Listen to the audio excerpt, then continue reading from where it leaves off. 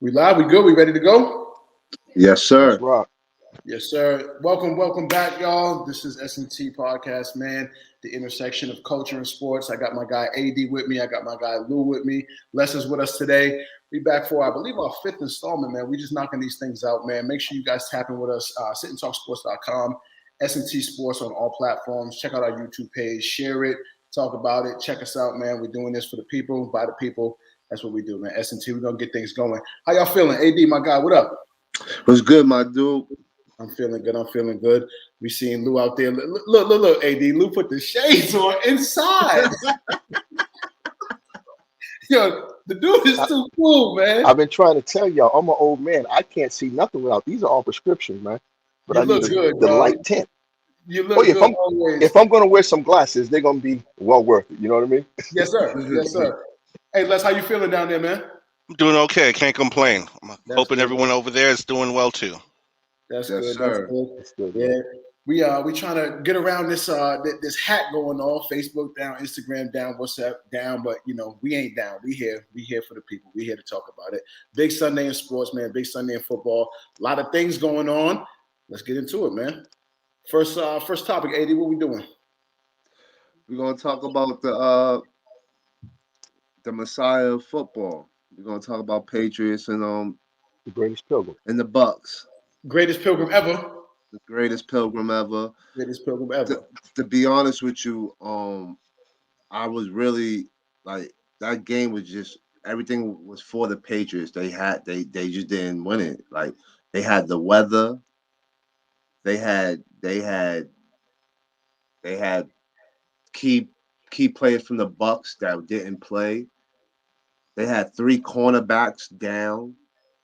Um, I also thought that Belichick's defensive scheme was great. He forced the Bucks to run the ball more than they wanted to. Prior to last night, the Bucks the Bucks was only averaging like 34 yards a game. You know, Leonard Fournette Leonard Fournette had 91. By himself. Right. So they emphasized made it a point that we're gonna make them run the ball, and it got Brady off his spot a couple times.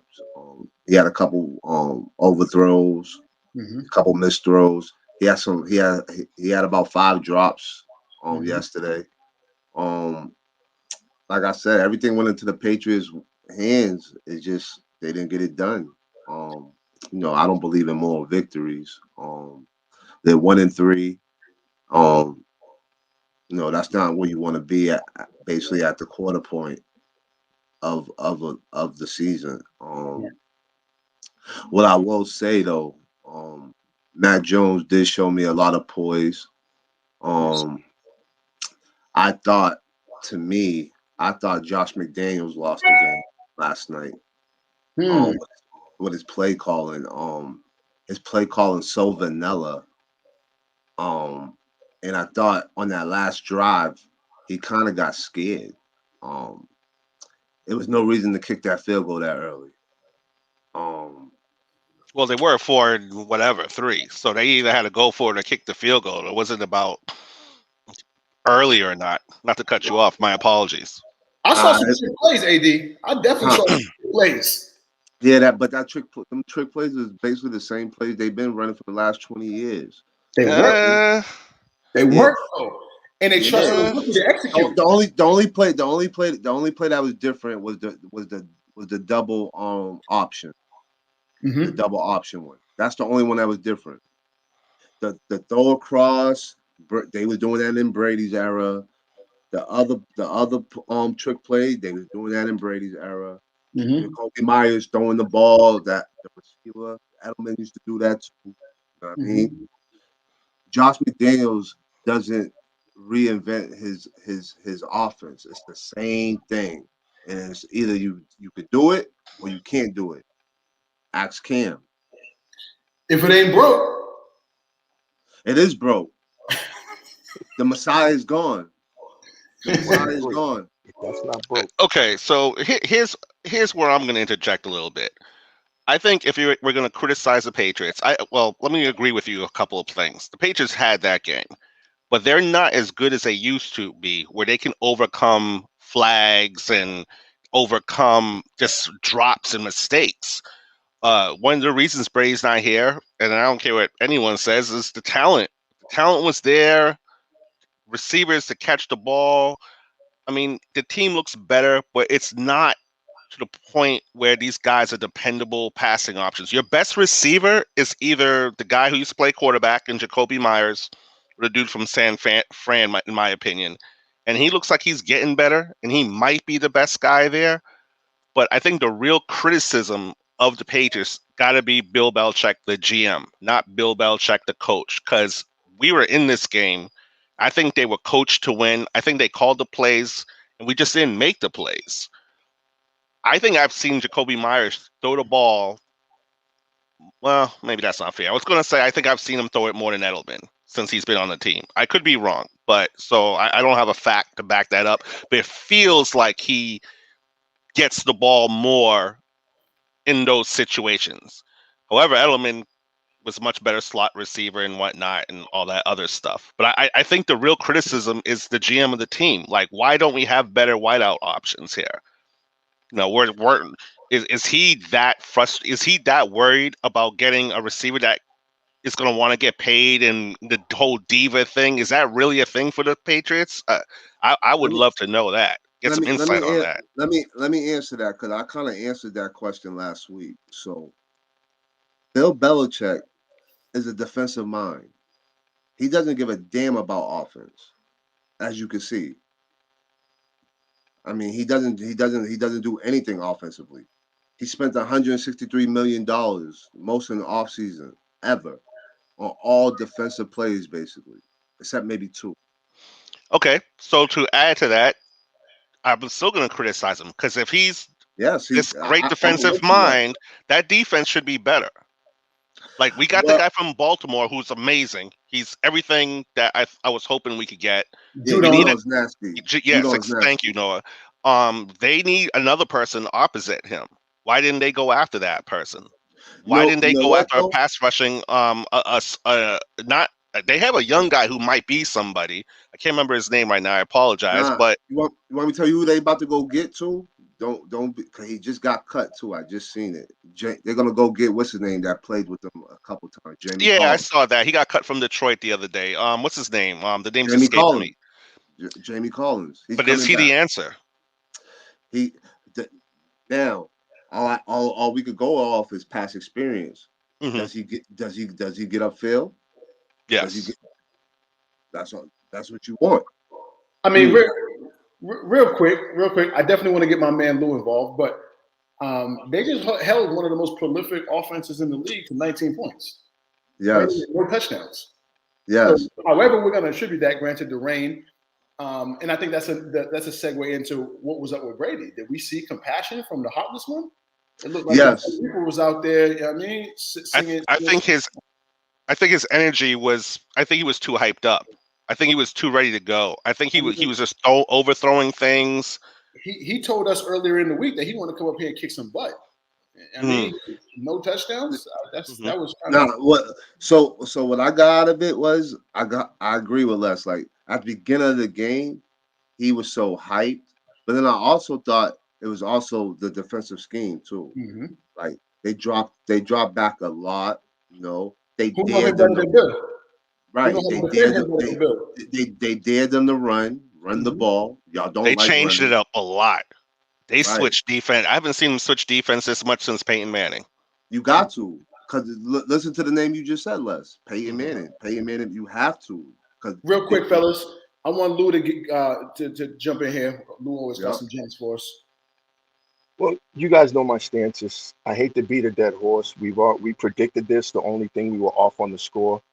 Had that been another team, the Bucks would have got blown out. Okay, and everything that happened wrong in the win they should have had goes down to the coach. Coach, GM, I'm putting it all together. I'm not separating either one of them. He wanted to buy the groceries and then prepare the meal. You know, you have to go with the good and the bad. So the stars lined up perfectly for the Patriots last night. It couldn't get any better in any century, any, circumstance. The weather, and people always attribute it. I heard some people talking about Brady's accustomed to this. Well, Brady is, but his receivers and everybody else that he's playing with are not. So a lot of these off balls that he was throwing, I can't attribute everything to him. They were the route running and timing and everything else. So um, the game plan was good on the defensive side. I will give him that. I don't know if that's Belichick's son who's doing that, but either way, I would the love to talk Patriots more had about that. every opportunity to win the game. Now going back to the quarterback play. Once again, this is nothing new. Mac has been doing the same thing he's been doing since preseason. He's doing the dink and the dunks. He had every opportunity to win the game, guys. So this is where I'm confused with the Patriot people who are giving this guy so much credit. Dude, he's not throwing the ball down the field. He doesn't have the confidence. It's not about the game plan. People talking about his progression is great. He only sees just in front of the safety. He doesn't see anything after the safety or close to the safety. He had a couple of nice throws, but all in all, he's that game manager. Once again, the ball's in his hands. He threw the ball, 40 times, something around that 40 times. It should have been even greater. So, once again, it was and we know what happened with the defense. I mean, the Bucks were basically in section 100 trying to get someone to suit up. I mean, Richard Sherman was your number one DB. Okay, he just came off the unemployment line. Signed There's to no Wednesday. reason. Can you Signed to imagine that? Wednesday. Wednesday. Wow. So I don't think there's any other team in the league that's suffering with that DB deficiency than the Bucks. I mean, that was a depleted team. And then the other thing, you guys were talking about how good Cameron Brate and OJ Howard was. That was a eye opener last night for me because they were no shows. Cameron Brate, he really stunk up the joint. He should have paid admission, and we see the value of Gronk. I mean, Gronk is. Had he been there, I think it would have been a whole different situation. And then Fellas, we're I gonna don't go want to back. stay on this. I don't want to stay on this too much. Our last piece on the Bucks Patriots game. Did they make the right decision kicking that field goal, or should they have trusted their rookie quarterback to get those 3 yards? Absolutely. If you saw the plays before, Mac was totally rivaled. His the pass previous to the kick, I think someone batted it down. He wanted no parts of that situation. 19 And straight, I'm 19 straight completions. He yeah, was. Right, That's right. Brady. He tied. He Brady. tied Brady. He tied He tied Brady's. Brady. I can't say no, that Tied Brady's before he streak. completed 19 straight passes. Les, real the quick. dink, the dink and the dunks, but the game situation's a totally different beast. Fair. Les, close us out on this. Les, you there? I think Les is frozen real quick. We gonna move past this game, fellas. While I got my guys here, AD and Lou, I'm gonna just close this Buck stuff out. Hey, real quick, who led the Bucks in receiving yards, receptions, and targets? Real quick. Never mind. We don't have to talk about it. Number Next subject. 13. We're Number gonna move on to 13. the next subject. We don't even gotta talk about it. All right. Next, we got that Rams and Cardinals game. We got AD's guy, young Kyler Murray, out here doing what he want to do. Let's talk about it. Yo, I was I was shocked. Um, I wasn't shocked that the Cardinals put up that many points on the Rams. Mm-hmm. I was shocked on the response of the Rams. Like I was waiting for them to come back at home. Like okay, they're gonna get it going too. They never got it going. Um, Kyler Murray right now is the front runner for MVP for me. Um, he's different. Um, his speed, his accuracy at his height to stay in the pocket, and then his most rewarding weapon is him moving outside the pocket and being able to deliver accurate is unbelievable. Right. You know, Right. at the end of the day, I don't want to talk about somebody in the past, but you wanted Michael Vick to be what Kyler Murray is doing right now. Ooh, we're not gonna slander Vic. We're not gonna slander Vic.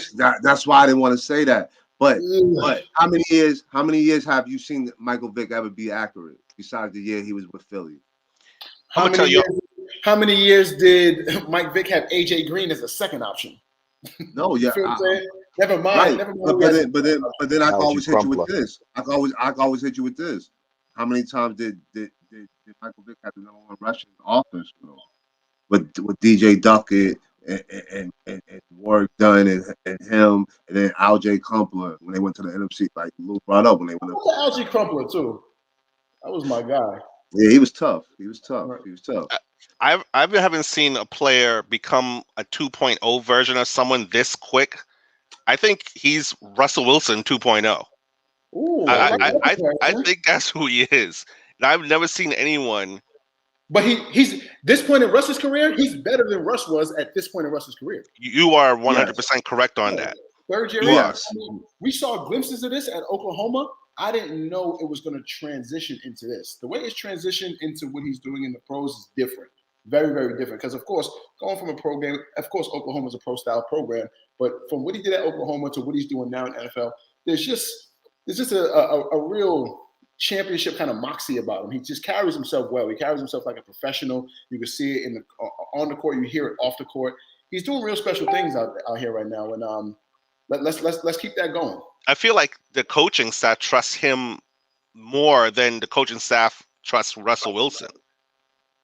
You know, I feel like they gave him the keys. Like, dude, this is you. You're the franchise. Go. Right. They're not doing any funny stuff behind the scenes. They're not like trying to not sabotage him. They're not trying to manage him. They're letting him be him. And I think that's giving that team some umph, some feeling, some energy. You know, a chip on their shoulder. They're playing really strong. Yeah. Lou, talk to us, man. How you feel about young Kyler doing what he's doing?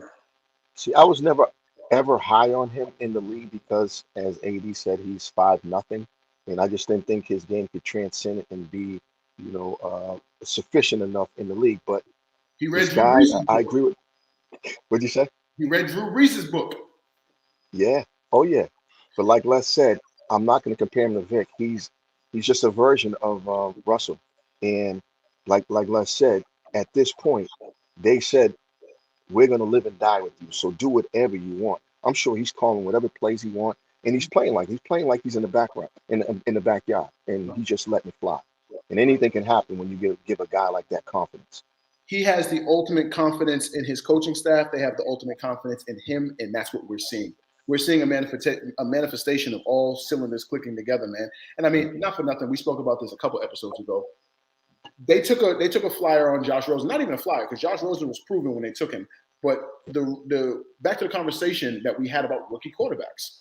They put Josh Rosen in that offense and expected everything to work just because he was really good in college. But they come right back and they take Kyler Murray and they start putting pieces around him. GM should be researching whatever the hell Arizona is doing, because that is how you support a rookie quarterback. You get him a run game, you strengthen that offensive line, and you get him some weapons that he can actually display his talents. You didn't draft these guys in the lottery. You didn't draft these guys top 5 to be throwing to guys that we could probably beat off the line. You know what I'm saying? Like, they put real pieces around him. They made a lot of sacrifices. Sending David Johnson away was kind of a risk because David Johnson was a Pro Bowler. At that point, they went and got Hopkins for him. Hopkins changed the trajectory of any rookie quarterback. The catch radius is unbelievable. You don't even have to put it on the dime. Like Best hands in the game. Best hands in the game. You go and get Hopkins, and then you take a flyer on AJ Green, who looks rejuvenated. AJ Green is having monster games out there as a second option, and that's a pretty scary sight for DBs if you got to handle AJ Green as your second option. And then you got the young boys that are working. Rondell Moore, and then even Christian Kirk has had a couple of good games. It's ultimate confidence on both ends. They trust Kyler. Kyler trusts them, and this is the manifestation of what you're seeing. Who's the GM over there? I don't know, but he needs a raise immediately. Yesterday's price is not today's price. let me say two things. What's not being said about Arizona? I know their offense is magnificent, but that defensive line is impeccable.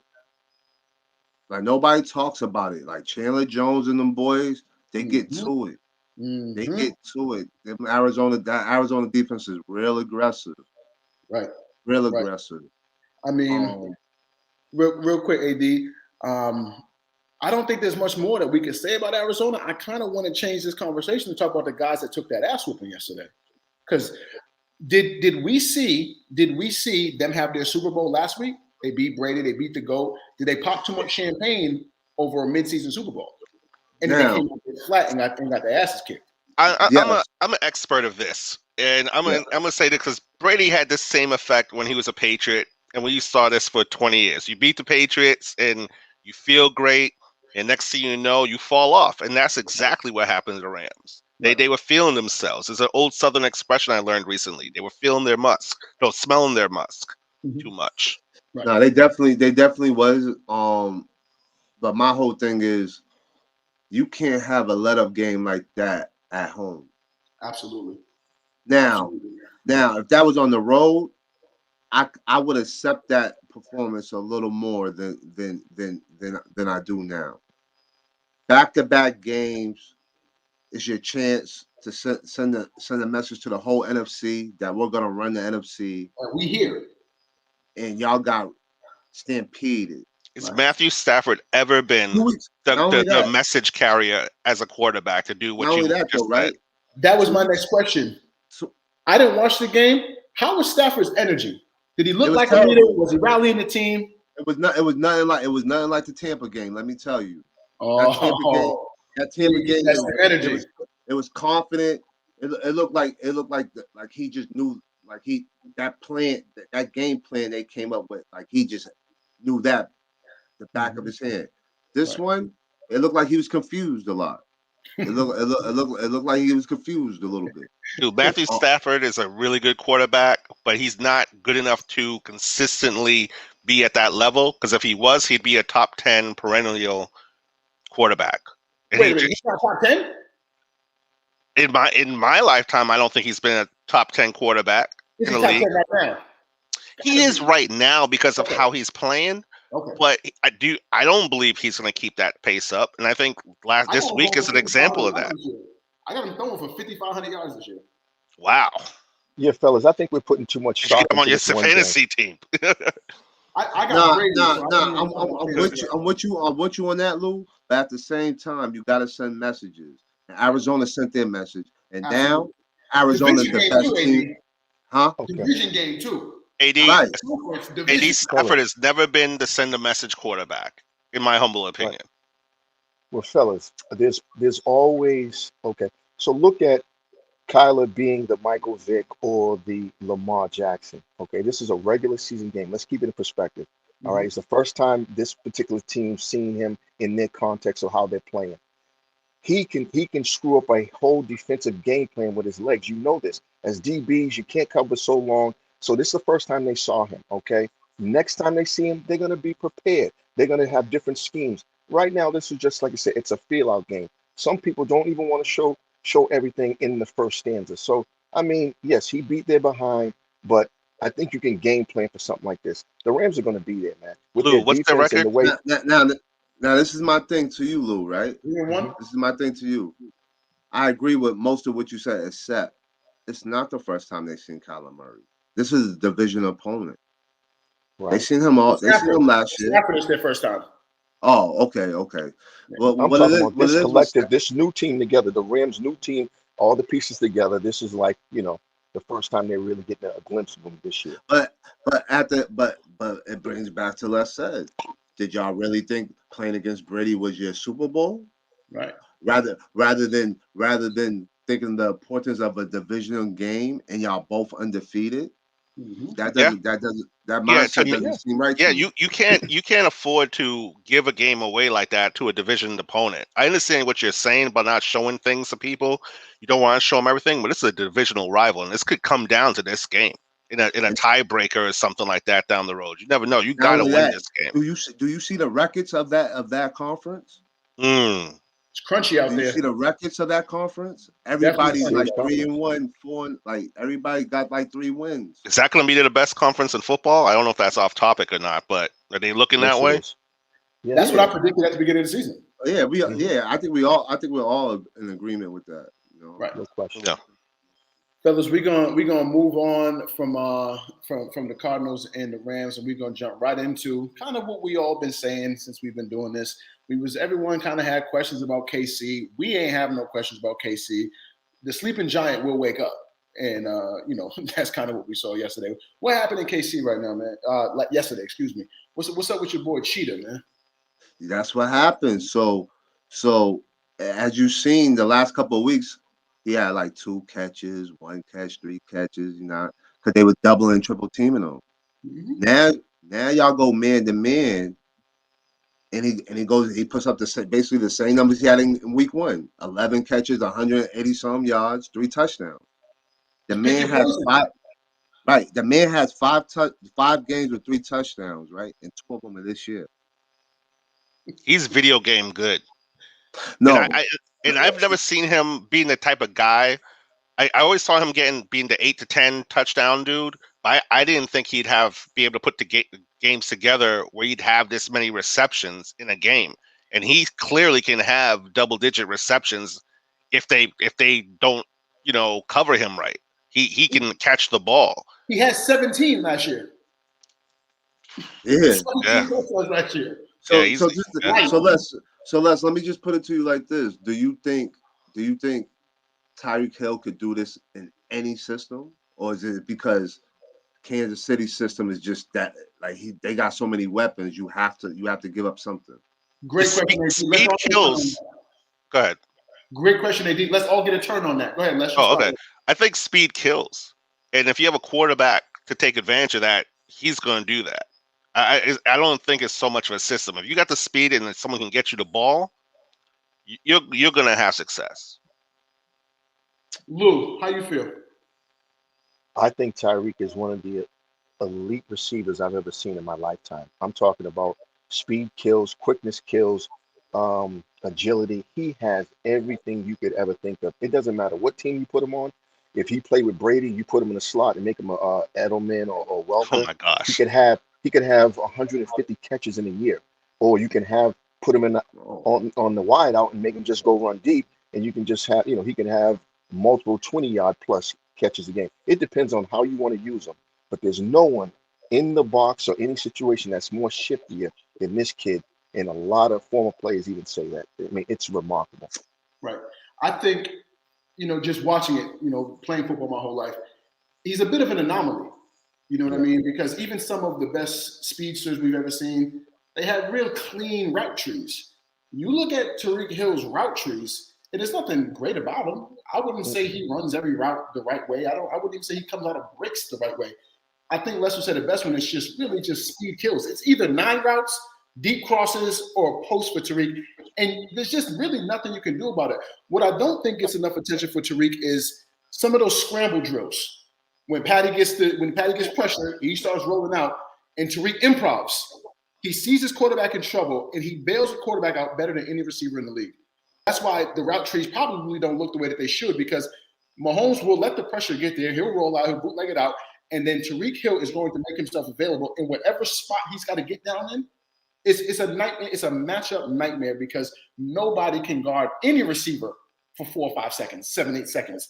Tyreek Hill, it's a death wish. It's a death wish if you've given him all that field to run around in, because Patrick Mahomes is going to find him, whether it's 55 yards down the field or 14 yards down the field. He's going to get open. He's going to bail his quarterback out, and his IQ doesn't get enough recognition. So let me say this, right? I don't think Tyreek Hill is the same player in every system. And this is why. When I see Tyreek Hill go up against the Jalen Ramseys, the Stephon Gilmores, all the elite cornerbacks, he don't kill. You know why he don't kill? Because he can't run routes. He's just a speedster. Like y'all said. If any of those guys make a mistake. But you keep saying if, but I'm telling you, I already seen this with my eyes. Like I seen Jalen Ramsey hold Tyreek Hill to 2 catches and 24 yards and tell him to his face before the game and to his face, you suck. And you believe that? He proved it. He Where was where was the shadowed them The the man whole had game. 17 touchdowns last year. I don't. where was the safety, AD? I fuck with Jalen. I fuck with Jalen heavy. You know, despite the fact that he dresses like a single Sometimes he had help over the top, and You have sometimes to. he didn't. You have to. But Sometimes he I hear didn't. you though, AD. That when you go in against elite corners, you need the tactics, you need the technician, you need a person who knows how to get about those routes because that corner's going to be there. That corner's going to be there, especially if you give him a bubble, you give him that safety over the top. It's different when you got to play Jalen Ramsey with the safety over the top. It's very, very difficult because he is who he is. Jalen Ramsey's earned everything that he is. So I agree with you, but But if you're, like I said, I agree to disagree with y'all. Like I agree with everything y'all said. Like he's a speedster, he's doing all this. Like but he has to be used correctly. absolutely. I don't think you could just be like Tyreek Hill's my number one wide receiver. I don't think that. AD, you're taking it too literally. Because of course, think of a game plan, like a Belichick. He says, "I am not going to allow Tyreek to beat me." He's going to put two people on him, shade a safety over the top, and then you're going to have to go to somebody else. And Andy Reid's not a dummy, so if Jalen and a top-heavy safety's covering, why would you even force it? Yeah, he's going to end up probably with no catches or two catches. While you got one of the best tight ends in the game, why not feed him? The Pringles of the world. You know what I'm saying? It's just No, why wouldn't you use I these get people? what you're saying, but when you're talking about elite amongst the elite, that we have to critique that. We have to. Okay. Right.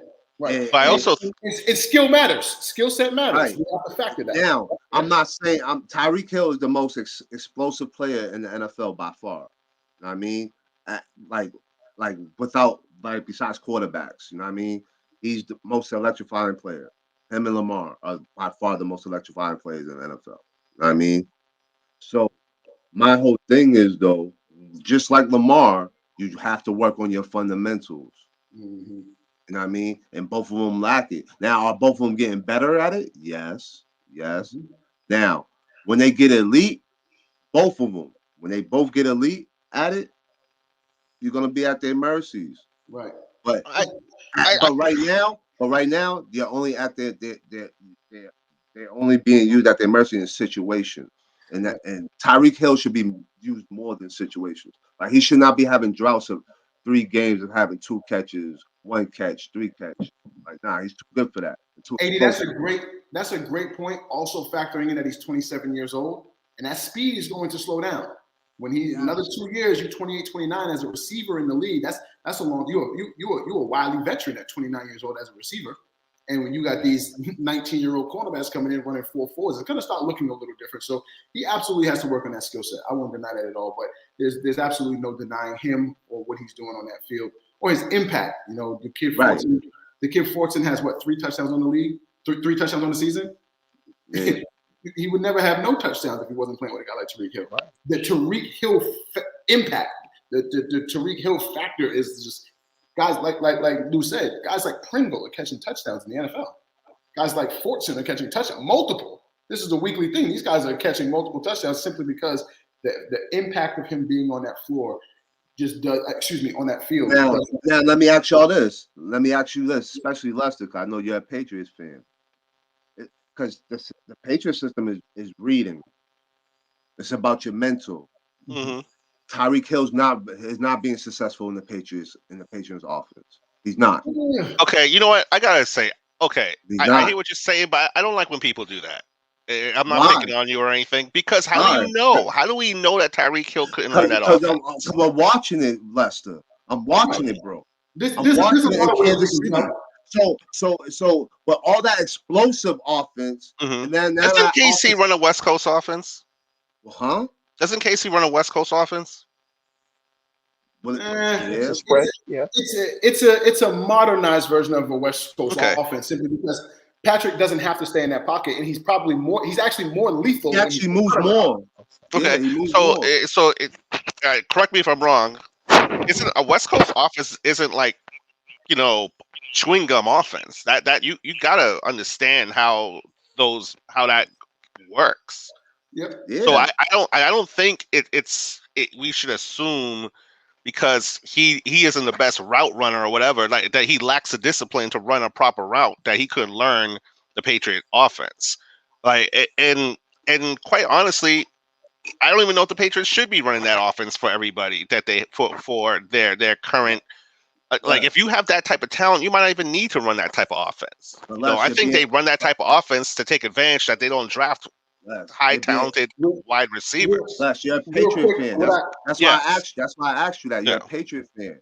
You have seen Hall of Famers who are route runners like Reggie Wayne, Chad Johnson, right? Who couldn't play in the Patriots offense. Reggie Wayne was older. He retired shortly after. Chad Johnson.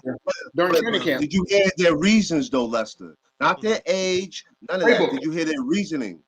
Playbook. Yeah, they said it. They said it was too hard. But we're just going to assume that he can't get it. Like, he's not assuming. He's not assuming. He's basing it on empirical data. He's basing it on empirical data which he has at hand. Now, I want to close that out, but what I will say, and this kind of ties back into a point I was making maybe a week or two ago, is who's on your team matters. You put Tyreek Hill in Pittsburgh, where Ben can't get that ball 55 yards down the field, and that impacts his game. We're going to move right along. Tell me about some of y'all surprise teams. Who's surprising y'all this year? I got to start off with the Cowboys. I was going to say that. I swear to God. Is that a surprise? This is what they did for the first 5 weeks of last year. This is exactly what they did. We got to remember, man. We already knew about Dallas's offense. They got a hell of an offense, but now their defense they got ball hawks now. Diggs is a ball hawk. You said that, AD. Everyone today is hitting my line talking about Dallas's defense. How many points did they just give up to a Carolina team without Christian McCaffrey? Oh, they gave them at 30. Yeah, without the most dynamic player in the league. You giving up 26 points to Carolina with no Christian McCaffrey? I don't want to hear nothing about your defense. But that could be a lack of coaching and preparation and whatnot. Because I don't believe McCarthy's the best coach out there. I think he's just a puppet for Jerry. Quite honestly, I think if that was a bigger game, they might play a little bit better. I think they looked at that like, okay, we got this. McCaffrey is out the game, and and them dudes just showed up with a lack of discipline. But I didn't expect CeeDee Lamb to continue to be nice. I didn't think the running. It's Dallas. Things happen to them dudes.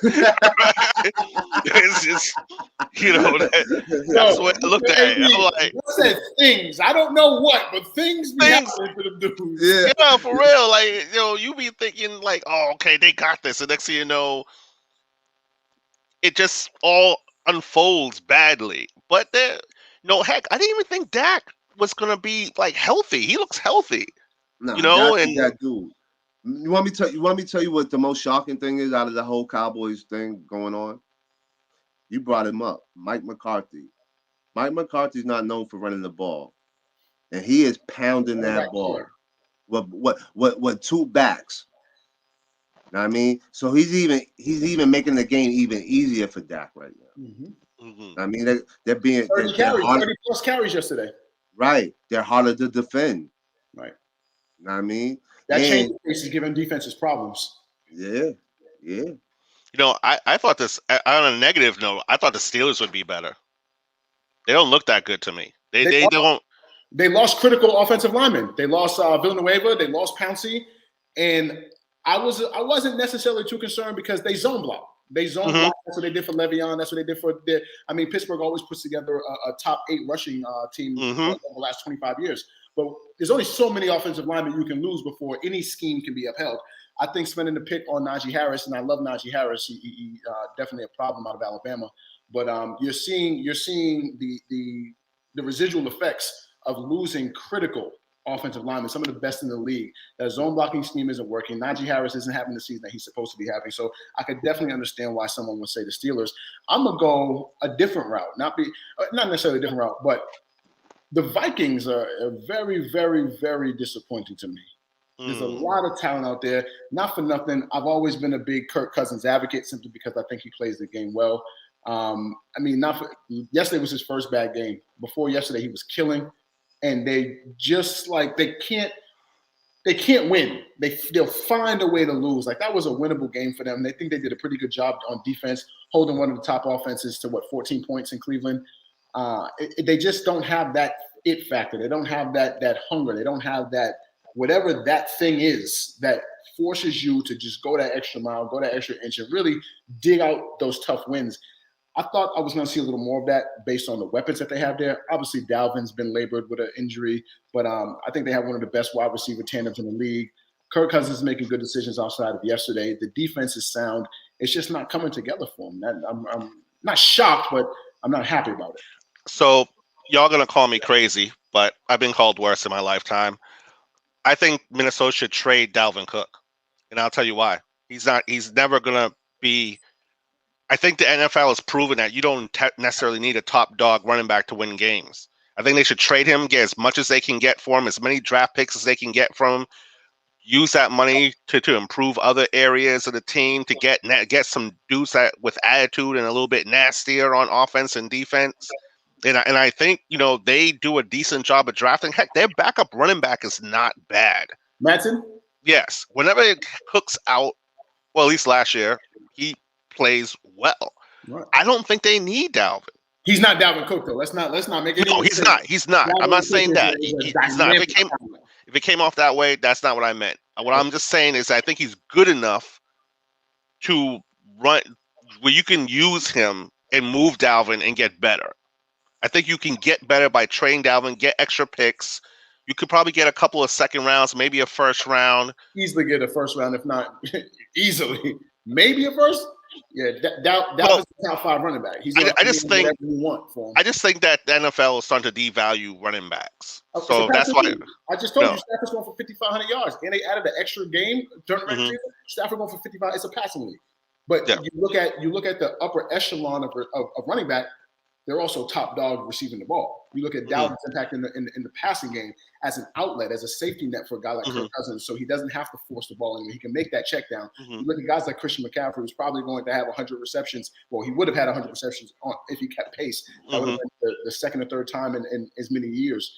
You look at the way that these running backs are being featured in offenses in terms of the passing game. Look at Saquon yesterday. Saquon rings off a 54-yard touchdown, and we definitely gonna get into Saquon, fellas. Oh yeah, we don't talk about him. Get into my Giants. Definitely gonna talk about him.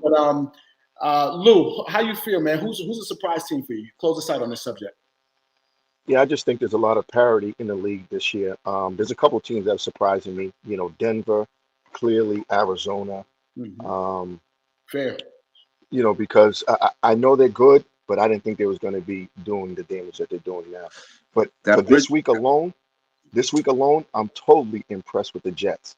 Now, and I'll explain why. I thought they were the bottom of the barrel organization. You know what I mean? And I just thought that they were totally destroying the kid Wilson. But what I saw in him this week is what I think people hope that Mac will be for the Patriots.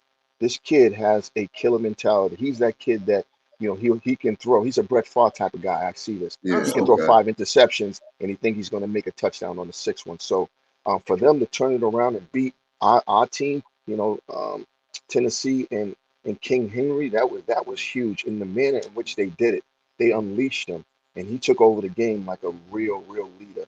So I don't know what's going to happen in the future, but if he continues to play like that, the Jets they could really cause some problems in the AFC East. They won't be causing any problems in the AFC East. I can guarantee you that. But shout out to my man, Zach Wilson. I said at the beginning of the draft that he had the most arm talent, but I think they're doing him a disservice the same way they do a lot of rookie quarterbacks where there's just nothing there. There's just nothing there. You can't ask a rookie quarterback. I don't care how much arm talent he has. Is Jamison Crowder even playing? That Jamison Crowder. Jamison Crowder had a big catch for him. Of course. Clutch for him. But you've got a roster issue. You've got a roster construction issue if Jamison Crowder and Corey Davis are your wide receiver options at 1 and 2. Corey Davis just came from being a number 3 wherever he was, and Jamison Crowder was the same that when he was down in Washington. That's what they give this kid. Who's running the ball for them? That's nobody. Exactly. We just talked about the success that Kyler Murray has manifested, and that's because his team invested in him. His team nurtured him like you're supposed to do to your budding superstar. whether in any sport, basketball, football, you have a talent like that. You have a generational talent. You spend a high pick on. Surround him with talent, spare no expense. That's the only way. The same thing that happened to poor Sam Darnold, who's looking like Brett Favre down there yesterday. Would he have 4 touchdowns by himself? He's looking incredible yesterday because he's out of that system. He's got weapons. He can throw to Robbie Anderson. He can throw to DJ Moore. He's got the best, arguably the best running back in football. That's what the difference is.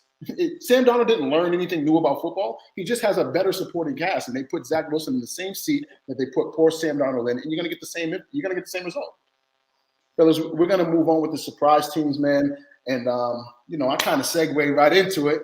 Let's talk about Saquon, AD. I told you, you get him them 20 to 25 touches.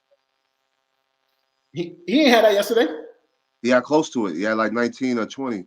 Why, AD? Because he's healthier. They didn't rush him back off of a gruesome knee injury. 4 weeks in. No.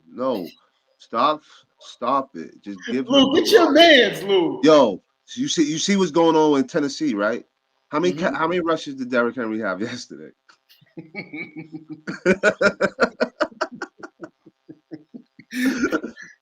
33.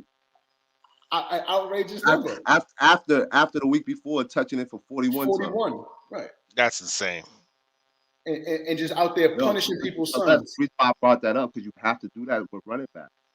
But no, you have to do it with Derrick Henry. There ain't no other Derrick Henry in the league. No, what I'm saying is you got to drain them. Remember, I kept telling you you got to get the best out of them because, like Les said, the running backs, nobody really cares about them anymore. You know what I mean? But AD, so when you do as a franchise, right? As a franchise, but even if you look at research, the longevity of running backs is 3 years. Mm-hmm. No, I get what you're saying, but if Tennessee has a chance to win the playoffs, 3 years. You got 3 years at 3 to 5 years as a running back in his prime. Milk him.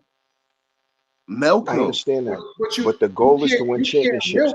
You can't milk anything. You're not winning no damn championship in no New York Giants. Are you kidding me? What? Bro, I understand what you're saying, but we're talking about the Derrick Henrys. We're not talking about basketball, Noah. We're talking about football. I understand that. Look, not this year. I already told you. I gotta keep it a buck with you guys. I can't talk objectively about New York football teams. I hate them both. I respect the Giants, and I really would hope that you have to respect us, and you know why. Yes, exactly. We're the best philanthropists in the league. We sent about 40,000 18-1 t-shirts to Africa. Because we love Africa, you feel me? A lot of undefeated merch out there in Botswana. Shout out! And this is why I hate the Giants. I legit hate them. So I don't know how objective I can be on the Giants subject. So I'm gonna sit on the sideline a little bit. But I will say I got Saquon on my fantasy football team, and I was glad to see him do some things. And I like Sterling. I think Jones. It's not bad. It's not a bad quarterback. Nice. It's not bad. Like he's better than I thought he was going to be. He's not playing bad football. Yeah, so we'll see what happens in that division. We'll see. Right. No, the Giants is not winning that division. The Cowboys is winning it. Too bad, Noah. They're gonna smoke it first round of the playoffs like they normally do. They're gonna roll that right up first round and smoke it like they always do. Yeah, I agree with that. I agree. Dude, I'm trying to tell you, the Dallas Cowboys will find a way. And McCarthy's not the guy to lead them dudes. He's just not. Well, all 4 of us are in agreement with McCarthy. Nobody likes him, yo. Nobody. Right. He's a fraud. If there's ever a fraud as a coach, it's him. He only won 1 title with A-Rod. No way. Right. And killed they called him the running back killer. They had a bunch of talent at running back up there. He killed them all. He was letting Eddie Lacy eat $40 worth of Cathay Pacific before the game. It was wild. Eddie Lacy and man. Yo, AD, you ever get a chance, dog? Any of y'all, you'll get a chance. Research Eddie Lacy tweets every day. Boy, I can't wait. He called it China food. I can't wait to get some China food. I said, yo, this is outrageous. And he showed up to camp looking like a center. When I see him show up, and then they put it in his contract that if he stays under a certain weight, he gets the incentives. My man took that contract, rolled it up, smoked it with the China food. He's a wild boy. Yeah. No, them dudes, Giants believe it. I can't believe I'm saying it. Giants, they could be around, dog. They could be around. Not this year, less, but our whole nucleus is young. We got a Yeah. bunch of young talent that we gonna. Nah, they got all 20 under 25. Yeah, But yo, we y'all got gotta a find a way to young How fuck old's that up. how old's Sterling? Sterling's not a bad receiver either. How old is he? Sterling might be 25, 26. Is he reliable? Yeah. So then, your core is 20. Yeah. And then we just got the kid Kadarius Toney, the rookie out of Florida. We good. We are super But like good. I told you, Noah, when them rookie contracts come up and them boys is ready to come get paid, now everybody's being kept. But we don't have superstars at wide receiver. We can afford all of our wide receivers. The only big contract we got to pay is Saquon. Ain't none of them receivers getting $100 million contracts. They're going to get extensions, lightweight, because they're not elite receivers, but they're serviceable. Sterling Shepard's not committing $100 million. The only big contract. No, he's not. Hell no. All of our receivers, we're going to get value. Yo, stop talking about Saquon getting $100 million. That nigga ain't getting $100 million. What's he going to get, AD? I don't know. What's he going to get? I'm conflicted, bro. Remember, we've been talking about this for 2 weeks. I'm conflicted. Like he's getting paid, AD. Big bag. You're gonna hear the truck on the brakes. You're gonna hear the noise back. I don't want to jinx that young man, bro. I don't want to. Yeah, I don't want to jinx him either. If he comes through the league, if he comes through the season healthy, he's gonna get paid.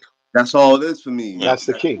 And no one knows he that. can show, it ain't nothing else. Like he already had a series. But it's paying him the right thing to do. Yes, absolutely. Given our current team structure, absolutely. We don't have anyone else to sign. Signing Saquon to a big contract isn't going to hinder any of our defensive contracts. It's not going to hinder Jones's extension. It's not going to hinder any of our receivers' extension. And you absolutely – the reason why Daniel Jones looks better with Saquon on the field is because Saquon's so dynamic. You don't look to see Daniel Jones with one of us in the backfield running the ball for him. It's going to look a lot different when the defenders can scheme to pin their ears back and get straight to Daniel Jones. Those reads aren't going to happen soon enough. That ball doesn't come out quick enough. You absolutely need a stud behind Daniel Jones to make him look like he's working. Well, if they can pay him both, then I guess you pay him. I was under the impression that I don't know if they could pay him both, but Daniel Jones he's not getting top 10 quarterback money. The only big contract we need to sign is Saquon Barkley. The rest of our team, we're going to get on value. Now, let me ask you this, though, Noah. Mm-hmm. Let me ask you this, because we just said to win championships, you don't need a star running back. So why would you put all that money into Saquon at running back? And running backs are basically like non-existent in the NFL. Why would you do that? Are we going to say they're non-existent? I'm going to say that they're not as important as they once were. And I'm going to say a big reason, I referenced this fact before, a big reason that they're not as valuable is because there's no more fullbacks. There's very few feature backs in this league. Most teams run an RBBC, a running back by committee.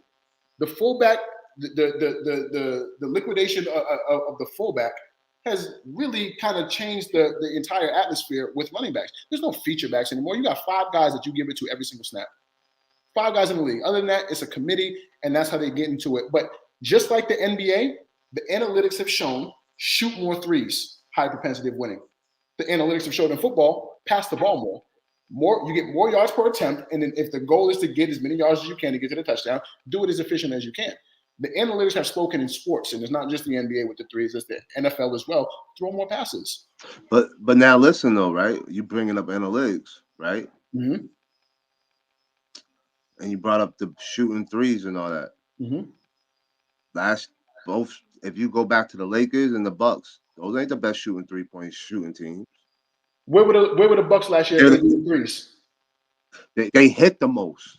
They hit some of the most, but percentage-wise, they wasn't one of the best 3-point shooting teams. The team itself shot over 40% from 3, and they were 5th in threes made. Facts.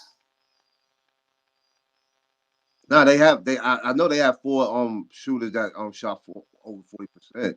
No, the team itself, the whole team, the Milwaukee Bucks last year shot over 40% from 3, and they were number 5 in threes made. Did you just hear what I said though? Did you just hear what I said? They don't have volume shooters, though, Noah.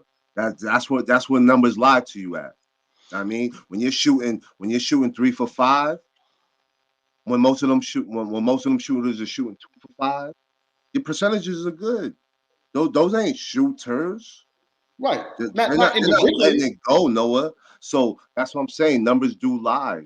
See, They're I not. think the whole I think that analogy is a little bit off a little bit with the NBA and NFL, and reason being for that is that you still need the running game as a threat to set up the throw. In the NBA, no one's really throwing it into the paint to set up the three. You know what I mean? So in the NFL, you need a back, We just saw whether the it be champions. We just saw the champions do that. Where you think Giannis get all them assists from? yeah, but Giannis is Collapsing the it's defense and Giannis. picking open man. What do But you think Giannis, LeBron's But gonna he's live and not. do? But he's not posting up like Les is saying, like a traditional. He's Right, but doing it it's off not the posting bounce. up. But it's penetrate into the heart of defense, into the paint, then dish. It's what LeBron does. It's what Jokic does to a degree. It's what obviously what Giannis does. They're not posting up, but they're collapsing the defense into the paint and dishing out to wide open shooters. you named like four dudes. Heck, we could say 7 dudes. But every team in NFL needs to set up play action. Absolutely. Well, Yeah. not every team, because if you don't have the personnel to do play action, no one's going to respect it. I'm not respecting shit about the New York Jets play action. Who you playing with? Michael Carter? I'm not biting on that. Okay, I went too far with everyone, but I think the percentage to more teams that need to set up the play action is a lot higher than what we could say for the NBA with the 5, 6, 7 dudes that can do what Noah is saying that they can do. So in football, I think the running game, you can screen it. You can it's been devalued, but it's still being used because the way they devalue the running position is that they're trying to say you don't need that one guy, but you have the pounder, you have the scat back still, and then you got running backs that are kind of like wide receivers, right? That go out, line up in the flat, and they go, So that's what I was saying about the. I don't know if it's a good analogy to use the two.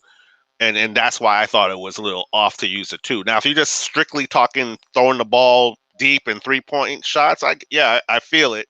But if we're including the running back and using each sport, I think the running back is still more prevalent than down low guys trying to get to the paint guys, mid-range shooting guys, and all that stuff. Right. And would you agree to this, Les? Because I'm gonna agree to this. Would you agree to this? I won't say that either is less important. I'll just say they've reversed. We grew up watching interior basketball. Basketball was played inside out. Mm-hmm. The roles have just switched now. They're both still important. Mm-hmm. Try not to get buckets at the rim if you want to, and you won't win a lot of games. The 3 is absolutely important, but you still got to get to that rim. I agree with that. Yeah, the players in the league are still getting to that rim. And the same with football. We grew up watching it be a run first game, and now it's a pass first game. It doesn't devalue running. It just means the roles have reversed. One is now they've done a role reversal. The one that was more important prior is now a little less important. The one that was less important is a little more important. Is that fair? That's very fair. Because maybe I'm not explaining it properly then, because everything you're saying is very fair. I just feel like I think the Patriots are at fault for this. The Patriots are like, dude, we don't have a number 1 running back. You don't need a number 1 running back. That's by design, though. You guys have had running backs that could have been featured. You don't feature them. Yeah. You go ahead and pay more running backs to come in and see. Running back is, and I know this from playing defense. Running back is very much like a shooter in the NBA. It's a rhythm thing. You can't give your best running back 2 carries in the first quarter, another carry in the second, 3 in the second. That's not how you look at the way running backs work. It's a rhythm thing. You got to get that engine flowing. You need to take that contact, feel that contact, wear down the defense, know where to hit, know who's tired. That safety's breathing heavy, his head's on his hips, run it at him. Pull the guard up, have him smash that linebacker, get up on that safety every trip until he gives up. That's what that's about. But I don't know why you guys don't feature. Like, again, you guys have had the talent there. I just think it's a scheme thing. And I think that goes back to what AD says all the time, where so much energy is spent on the defense that no one's really working the offense. And maybe Josh McDaniels is a little stale because you guys just don't – you guys have had pieces. I just don't think you always use them the right way. I think Damian Harris could carry the ball. 2-3 times a drive. Like he can be a 3-down back. I don't know why he isn't. You know, I like Sony Michelle But better than him.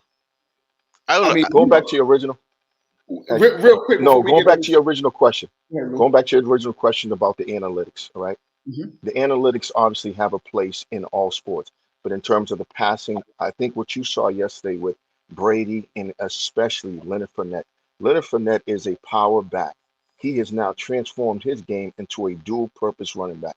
He came out and caught Mm, all the passes. He got a number of yards. I think it was close to 100 in his receiving. So, you can skew these numbers and you can apply different ways. So that passing doesn't have to always be the deep ball. Okay. So when you have a back like Leonard, who's now said, for me to be in this game as much as I want to be, I got to do both. And we're talking about last year, they were scared to throw him the ball in the flat because he would beat the ball up. So, you know, these players are learning that I still can be a viable running back, okay, and do my thing as a pounder, which he did again yesterday. And also, I can also be that wide out, that looping running back that can catch the ball in the flat and make things happen. Excellent point, Lou. And shout out to Leonard. He worked his ass off all offseason, hired some of the best professionals in the league to get his hands softer and become a dual threat out that backfield. Excellent point, Lou. Fellas, we're going to transition to one of my last topics, and then we can get into anything y'all got going on. My last topic for the day, we're going to jump out of the NFL and jump into the NBA because, we do the whole sports, you know what I mean? NBA vaccinations, man. How are we feeling about that? oh, And no, not not player specific, because I know where y'all gonna go. But overall, how are we feeling about that? Lou, lead us off, please. All right, keep it in mind, the NBA is an independent organization. It's an independent employer. Okay, so with that being said, they have rules and regulations. There's a collective bargaining agreement with all entities, and um, because they haven't mandated full vaccination at this point in time, but they've put all kind of barriers in front of those who aren't vaccinated, it's incumbent on the player, to get vaccinated.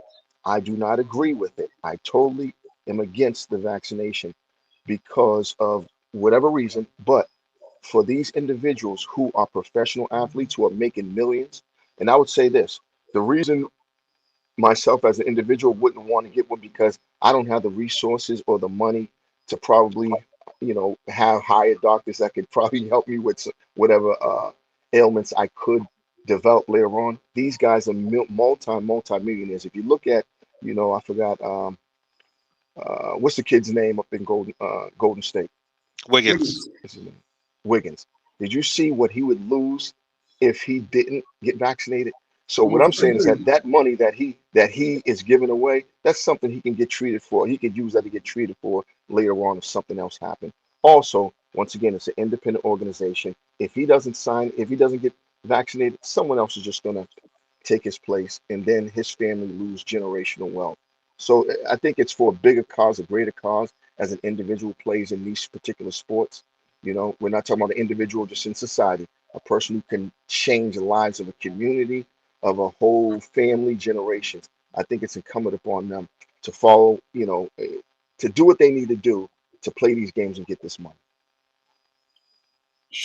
Lou, always insightful, always eloquent. Appreciate that. Les, man, how you feel? I think what the NBA doing is wrong. And when I say this, I'm coming from a person who has nothing against the vaccine. I'm that guy. Like I have nothing against anyone that takes it, wants to take it, or doesn't want to take it. But I think it's wrong on the basis that number one, our medical information should be private. There's laws in our country to keep certain medical information private. And I Facts. think if someone today, we're not talking about sprained ankles here. We're talking about vaccines and blood work and all this other stuff. I don't think we should be privy to this type of stuff. And I don't think that the NBA should even I don't think they should be trying to make it mandatory without making it mandatory either. I don't think it's right. It feels wrong. And again, I'm a guy who has nothing against the vaccine. I've I've taken it if to be upfront. So I have nothing against it. But I am against making someone do something to their body that they don't want to do. And I think that's totally wrong. Hopefully, I said that and made it clear. I'm not hating on them dudes that did it or didn't do it. I think the NBA forcing or any entity, because this is not just the NBA now, American Airlines, and I get it. You want your passengers to be safe and everything like that. But man, like 60,000 jobs, I mean, like you're affecting people's livelihoods in trying to enforce these things. It's wrong, I think. Right. You're a Appreciate billion. the You're $1 billion. Last point. You're $1 billion industry. You could have people check before they play instantly. right. I mean, they've done that for the last year and a half, give or take. But appreciate the full disclosure, Les. Absolutely good information. AD, what's up, man? How you feel about I'm against it. it? Okay. Kind of what piggybacking what off Lou said in less. You can't force me to do something I don't want to do. And Tomorrow. and at the end of the day, like they've been testing for they get tested for it every day. In the bubble they got tested for it. After the bubble they got tested for it every day. Y'all gonna get tested for it every day this year. Why do I have to get vaccinated? That doesn't make sense to me. Right. Right. If y'all are testing me every day in practice at games, why do I have to get vaccinated? Right. So I'm against it. Absolutely. One of my biggest takes from it is this. One, the FDA just approved the first vaccine after they had already given it to 100 and some million Americans. So this thing wasn't even approved, and you were administering it to 33% of our country. Moreover, no vaccine company can make the claim that it prevents you from getting the virus. So if the vaccinated people are still susceptible to contracting the virus and then spreading the virus, the fuck am I taking this for?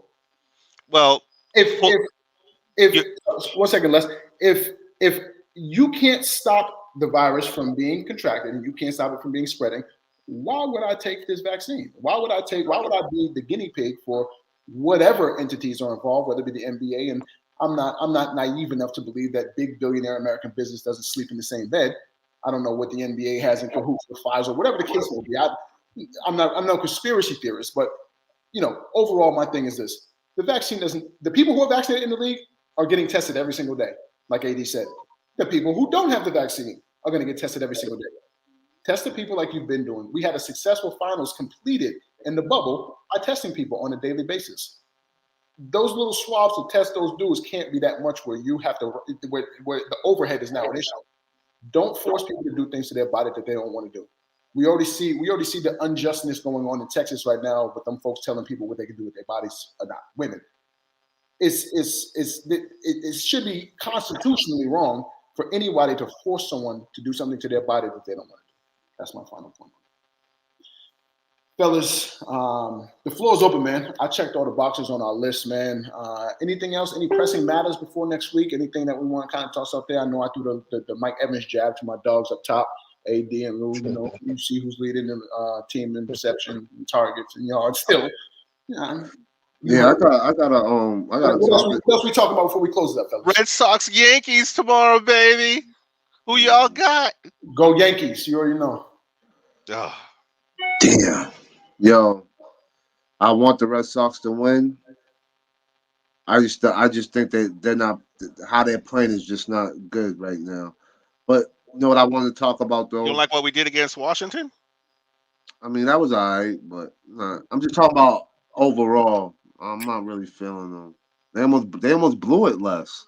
Dude, we weren't supposed to be here. Here You we won't go. be long. Don't worry. Yeah. Less. Don't get too excited, man. After the first week, I ain't going front. I was like, damn, they're gonna suck. But then once they got hot, that was after the first month. They've been one of the best teams in Major League. They won 92 games. Yeah. And they didn't. And then at the trade deadline, they didn't do enough, like what some other teams did. But they're rebuilding the damage that the prior people did to the farm system, and they're gonna build it up right, and we're gonna get right. So to me, all this is ice cream and cake. If we Yeah. win, we win. We lose, I ain't gonna be that mad. The only thing I'm gonna be mad about is I gotta hear the Yankee fans and all them dudes. Like, other than that, I'm happy with this season. And you know what? Strange things can happen. We could win tomorrow. We could. And the excitement of one game, Yankees, Red Sox, dude, this should be the most talked about subject in sports right now. Les, you No, said it could happen. I think it could. People in hell could get cold water too. Hey, you know how I'm always calling people yahoos? Well, I got a little secret for y'all. I'm a Red Sox yahoo on the low. Yo, fellas, real quick, man. We was about to do a gross injustice to our listeners. Thank you, C. C just said we didn't even touch on the Monday night game, man. So we're gonna do predictions real quick before we close this out. Lou, we're gonna start with you. Looking real dapper as always in the cashmere and the lenses. Man, I appreciate Who you got tonight? You're the best, dog. All right, so Raiders were one of my other surprise teams for the season, and I'm Can't going to believe keep none of us rocking said with that. them. Yeah, man. So I see, the Chargers are tough, man, but I see John Gruden and Carr pulling it out. Mm-hmm. Score? I don't know. So, but I'm gonna give it 32-24. 32-24. AD, talk to me. I think it's gonna be a high scoring game. I think it's gonna be a shootout, and I got the Chargers winning tonight. 35-31. I like it. Les, what's up? Okay.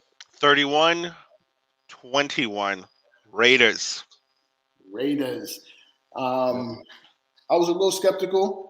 I just got some bad news. I'm up 1 point in my fantasy game, and homeboy had Josh Jacobs playing, but he was questionable up until a minute ago. He has no injury designation, so he's healthy. I got a high-scoring game. I'm going to go 30, 38, 34 Raiders. Yeah, definitely Raiders. Okay. Derek Carr is AD. If we saying Kyler Murray is leading the MVP race, I'm not uncomfortable saying Derek Carr is in that conversation. Yeah, but he got to play tonight. I'm with you on that though. I agree though. He's in that race. Right. You know what's crazy? Divisional game, prime time. He got to show us something if you want to stay there. You know what's crazy?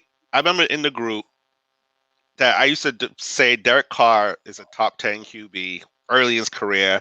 I was making arguments that he was better than Cam Newton at one point, not the MVP year. And then all of a sudden he got hurt, and then he wasn't playing good, and I'm like, crap, I'm wrong. I got to eat this. I'm wrong. He sucks. I got to eat it. Yeah, I'm the one who thought he was going to be nice. And he's nice again. Like, I don't think I've ever seen this happen to a quarterback. Well, let me not say ever, but this doesn't happen all the time. When someone's nice, fall off, and they're nice again, this is a great story. I'm pulling for him. Yeah. That 2017 season, Les, we talked about this, I think, week 1. Derek Carr was absolutely in the MVP considerations, and then he broke his leg. That leg snapped, and it took him a little while to bounce back. They obviously had some roster issues between everything they had going on with AD and everything else, but I've always liked Derek Carr. I like when he's in a rhythm. I like when he's not worried about other things other than playing that game, because it's a very cerebral game. You can overthink and outthink yourself out of that game if you're doing too much of this. It's a very natural, very cerebral, very flowing kind of game. You got to move like water when you play football. But, fellas, good points as always, man. Lou, it's always good seeing you, my brother. I can't wait to see y'all next week. AD, you already know what it is, me and you. If you want to win, rock with AD. Les, good to see you down there, man. Please don't make any more hot takes like Derek Carr's better than Cam Newton during his MVP season. As always, man, it's S&T. Excuse me. It's S&T. We are the intersection between sports and culture. Follow us on all platforms. It's S&T Sports. Check out the YouTube channel. Make sure you subscribe. Tell your friends to subscribe. Share it. Check us out. We're on there talking good shit. Check us out on Facebook, S&T. All platforms, sitandtalksports.com. Shout out to the commish. Shout out to the production team that makes this possible for us. Y'all don't get enough credit, man. A lot of work goes into putting this together for y'all every week. We appreciate the subscriptions. We appreciate the love, and we're gonna keep doing it for the people, by the people. S&T Sports, man. We out.